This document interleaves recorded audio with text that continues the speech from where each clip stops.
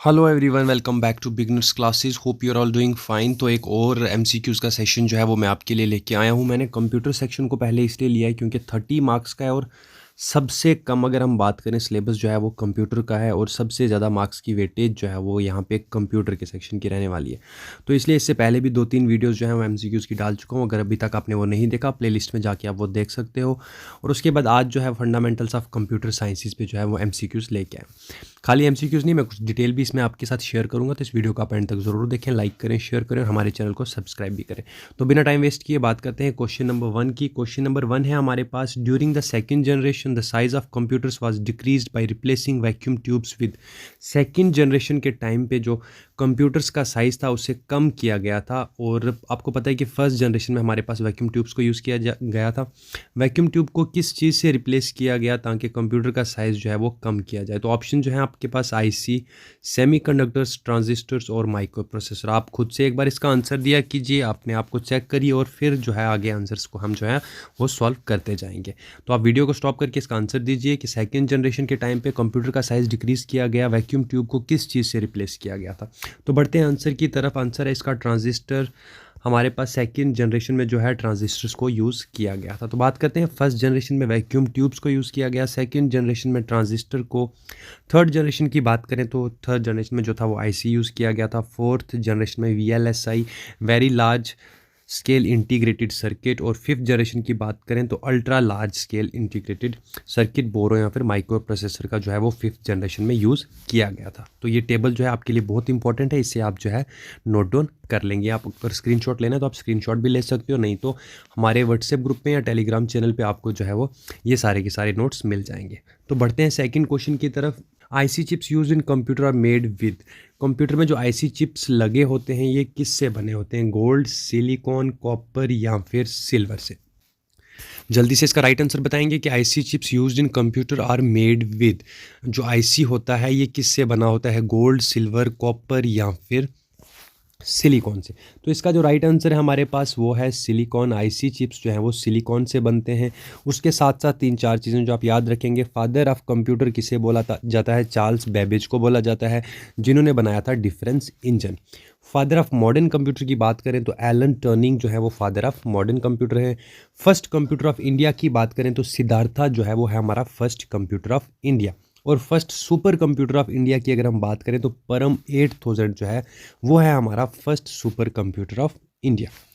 Next question की तरफ बढ़ते हैं। एन इंटीग्रेटेड सर्किट जिसे आईसी बोला जाता है, समटाइम्स कॉल्ड चिप, इसको चिप भी बोला जाता है, are fabricated with resistor, capacitor, transistor या ऑल ऑफ दीज। आईसी जो है वो किन किन चीज़ों से मिलके बनता है? आईसी के ऊपर कौन कौन सी चीज़ें फैब्रिकेट की जाती हैं? रेजिस्टर, कैपेसिटर, ट्रांजिस्टर या फिर ये सारी की सारी चीज़ें। तो जल्दी से आप इसका आंसर बताएंगे वीडियो को स्टॉप करके।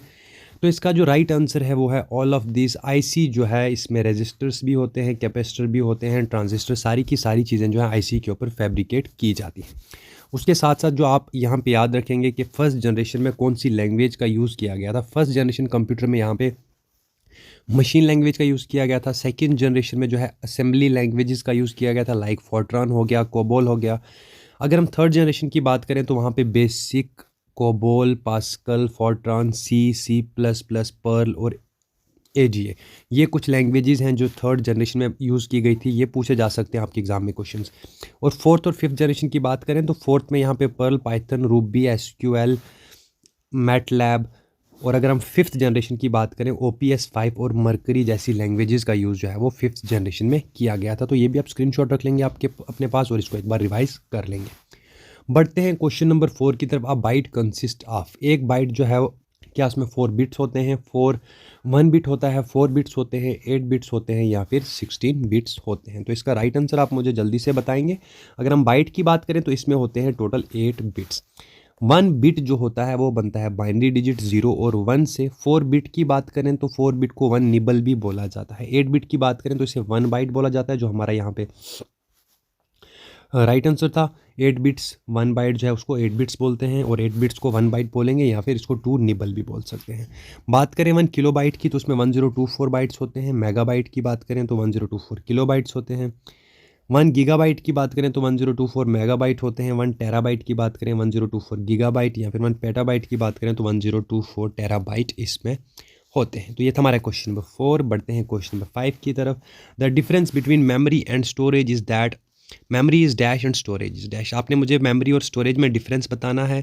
क्या मेमोरी जो है वो टेम्परेरी होती है और स्टोरेज परमानेंट, या फिर मेमोरी परमानेंट, स्टोरेज जो है वो टेम्परेरी, या फिर मेमोरी जो है वो स्लो होती है और स्टोरेज फास्ट, या फिर all of the above are true. तो आप मुझे जल्दी से इसका राइट आंसर बताएंगे। बढ़ते हैं इसके आंसर की तरफ। इसका जो राइट आंसर है हमारे पास वो है कि मेमोरी जो है वो होती है हमारे पास टेम्परेरी, और स्टोरेज जो रहती है वो रहती है हमारे पास परमानेंट।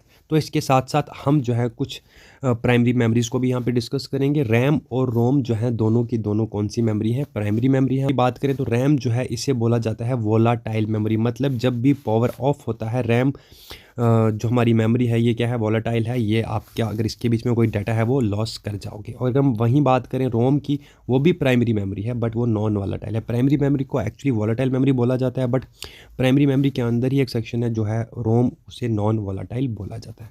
रैम की बात करें तो इसकी कुछ टाइप्स हैं, एस रैम, डी रैम यानी कि स्टैटिक रैम, और डायनेमिक रैम।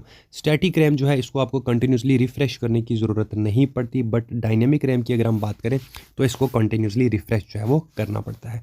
रोम की बात करें तो ये नॉन वोलेटाइल है। अगर इसके हम टाइप्स की बात करें तो P ROM, E P ROM, या फिर डबल ई पी रोम इसे बोला जाता है। प्रोग्रामेबल रोम, ठीक है, इरेजेबल, तो या फिर इलेक्ट्रिकली इरेजेबल जो है इसे पी रोम बोला जाता है। तो ये कुछ इंपॉर्टेंट चीज़ें थी जो मैंने फंडामेंटल्स ऑफ कंप्यूटर के रिलेटेड बताई। अगर आपको वीडियो पसंद आए इसे लाइक शेयर ज़रूर करेंगे, कमेंट सेक्शन में बताएंगे कि नेक्स्ट आपको एमसीक्यू जो है वो किस टॉपिक पे चाहिए। तो मिलते हैं आपको हमारी नेक्स्ट वीडियो में, तब तक के लिए गुड बाय।